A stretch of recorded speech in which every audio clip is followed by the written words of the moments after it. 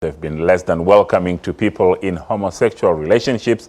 The Reforming Church has called on the religious community to stop speaking against gay people, saying doing so will legitimize homophobia.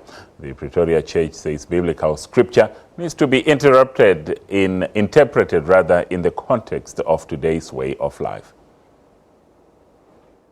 Churches and homosexuality, a controversial subject.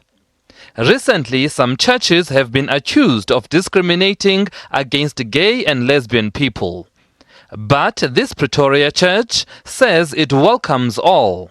Churches are spewing hate because there are two interpretations. The one is that homosexuality is a sin, but if people do the effort to go and study the scriptures in a historical way and with a cultural basis and bring everything into account, they will realize that the Bible nowhere is against homosexuality as we know today.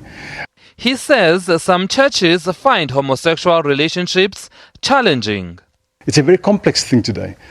People of the same sex being in love with each other, committed to each other, preparing to grow older with one another, and even more, in many cases, they are both Christians.